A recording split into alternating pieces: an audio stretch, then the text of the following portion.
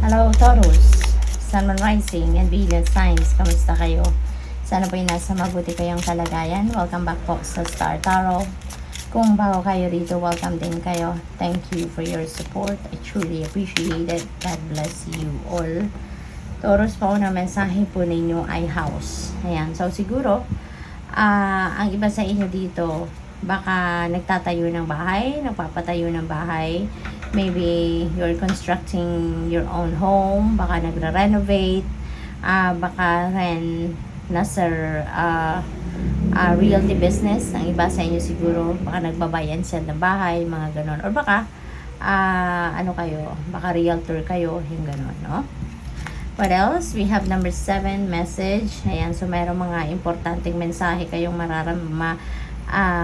matatanggap, no, around this time siguro. It could be a letter, it could be an email, baka tawag, text, no, DM or PM, yung ganon.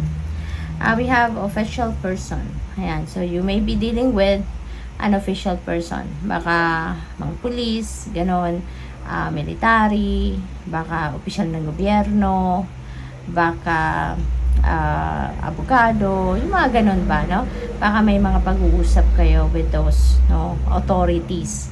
Ayan, so maybe may mga dealings kayo with them. Number 22 is also an important number kasi that is a master number. So I suggest you please look up for the meaning of master number 22 for more guidance, okay? We have number 10, journey. Ayan, may travel ang iba sa inyo, Taurus. Maybe you are going somewhere, you know, baka related ito sa business, related sa pag-aaral, related sa visiting family, no? Or baka uuwi na kayo for good, no? Baka nanggaling kayo sa abroad at hindi na kayo magtatrabaho, baka finish contract na, and maybe you are coming home for good. We have female. Ayan, baka kayo to, Taurus, or maybe you are dealing with a female person, no, around this time. So, good luck. Tingnan natin kung ano pa ang mga messages for you today. Ayan, bumaliktad na sila. We have Chariot and we have 10 of Pentacles. So, si Chariot, this is success, no? Na may naghihintay sa inyong tagumpay rito.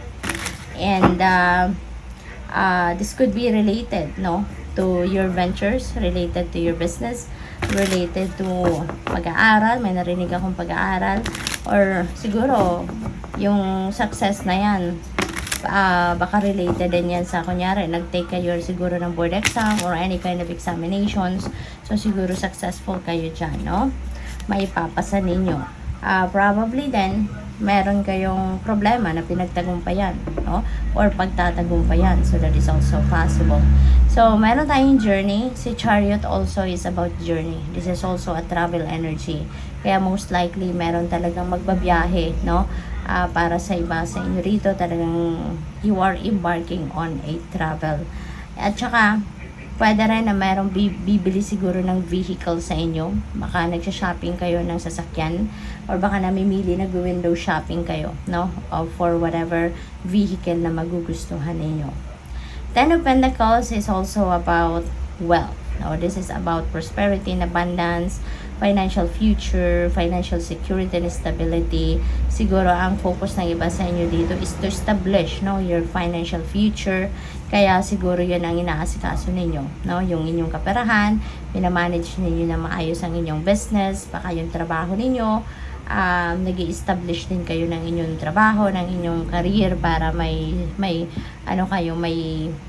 konkreto kayo na pagkukunan ng inyong kaperahan.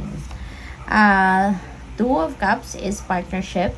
So siguro you are also ang naririnig ko, may mag-aasawa, magpapakasal ganon. So siguro ang iba sa inyo papunta doon sa sitwasyon na yon.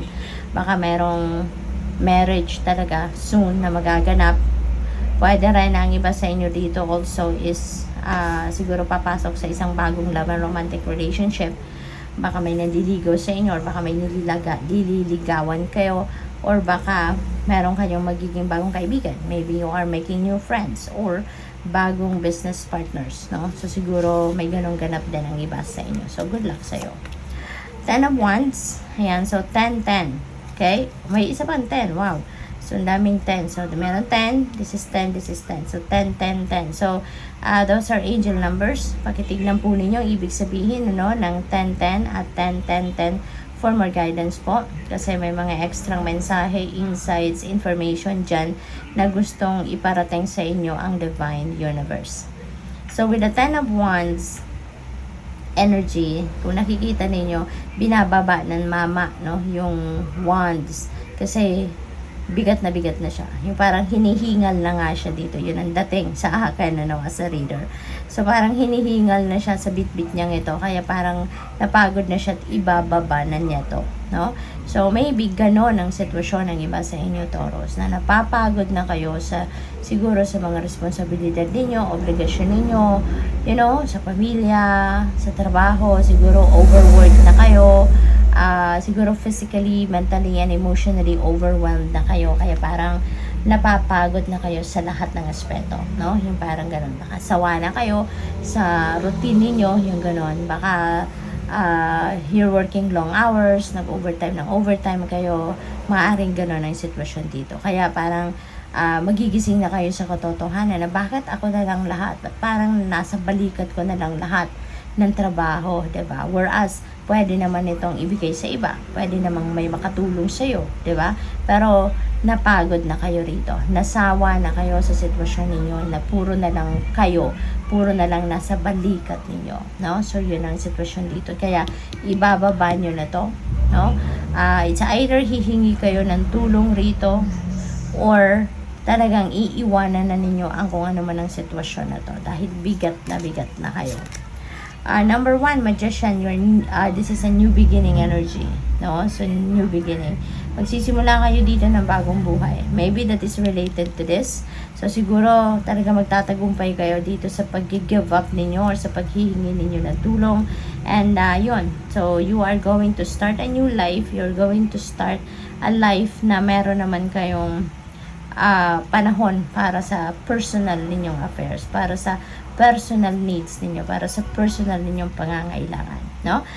Probably then, you are also recognizing the opportunity sa ngayon na meron sa paligid ninyo for you to be able to carry out kung ano naman yung mga dreams ninyo, ano naman yung mga goals ninyo, ano naman yung mga heart's desires ninyo. Kaya, parang kataas ng kamay niya, parang sinasabi niya, yes, this is it, no? I'm going to start to take action, no? And I'm gonna make things happen, no? Yung ganon. So, good luck.